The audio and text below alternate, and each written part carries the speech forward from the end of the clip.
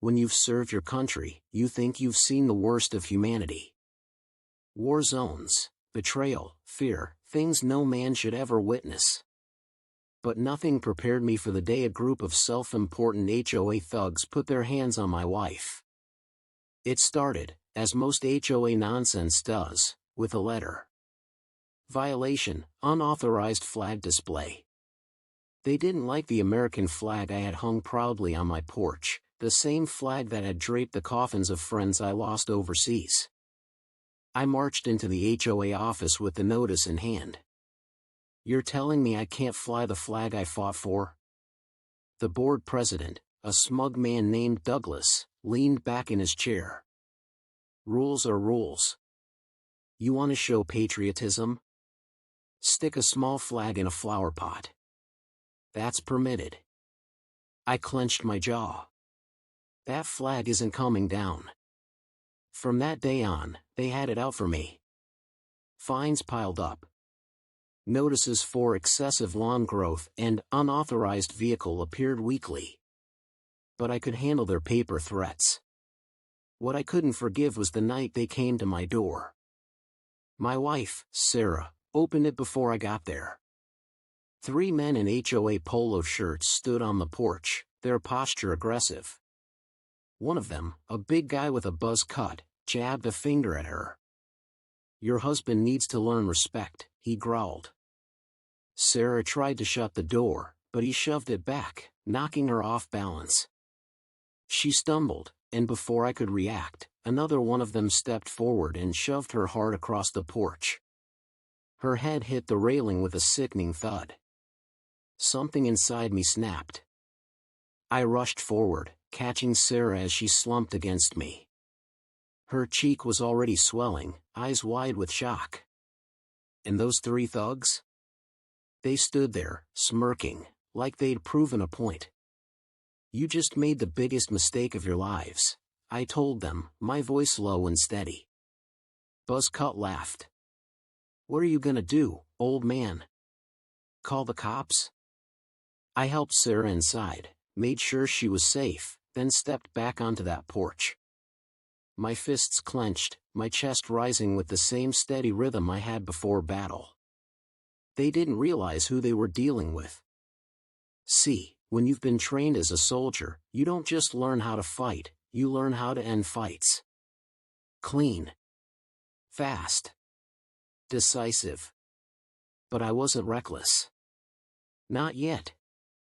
I wanted them to know exactly what line they had crossed. So I told them, "I'll give you one chance to walk away." They didn't. The biggest one smirked and cracked his knuckles.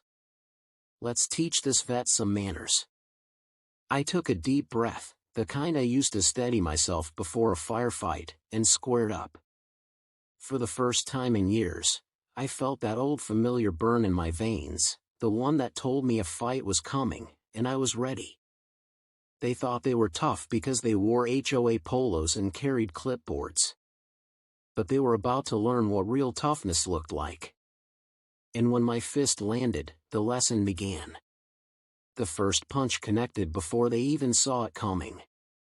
My fist snapped forward, striking Buzzcut square on the jaw. He crumpled like a sack of bricks, his smirk wiped clean in an instant. The other 2 froze for a split second, shocked. That pause was all I needed. The second man lunged at me, swinging wildly, but years of training had burned reflex into my muscles. I ducked, caught his arm, and twisted hard. His scream echoed down the street as his shoulder gave way, and I shoved him to the ground.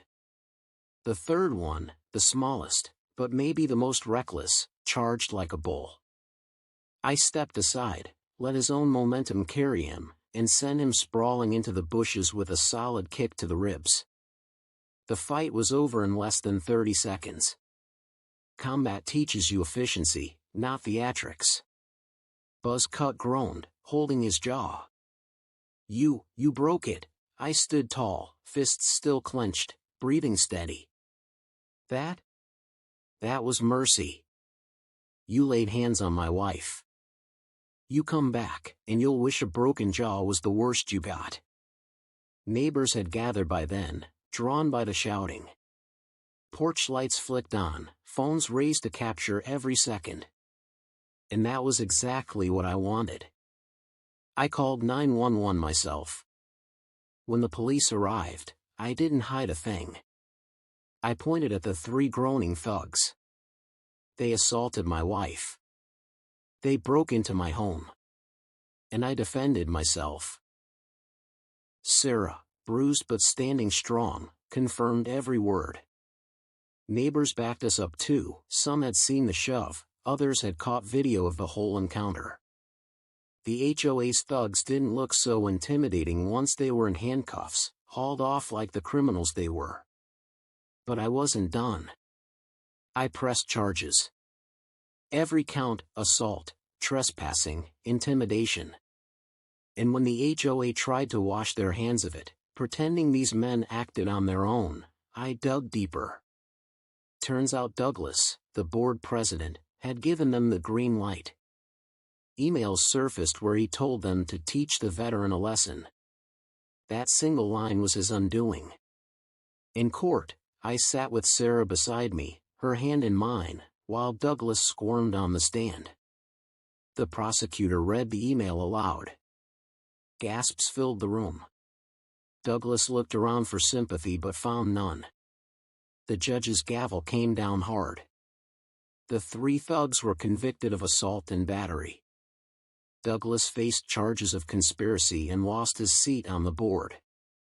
The HOA paid us a hefty settlement, enough to cover Sarah's medical bills, repairs to our home, and then some. But the money wasn't the real victory. The real victory was dignity, respect, community.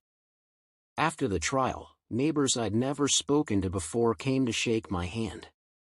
"You showed them," one said. "They've been bullies for too long."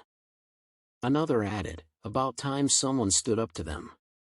Even those who once stayed silent started flying their flags. Porches across the street soon bore the same red, white, and blue they once tried to silence me for. One evening, as Sarah and I sat on our porch, the same flag fluttered above us in the breeze. She leaned against me, her cheek still faintly scarred, and whispered, "You never stopped fighting for me. For us." I squeezed her hand. That's what veterans do. We don't stop fighting, not for what's ours, not for what's right. And to those listening now, remember this: bullies come in many forms. Sometimes they wear uniforms, sometimes they sit on boards. But no matter how they look, they can't break the spirit of someone who knows the value of respect, dignity, and justice.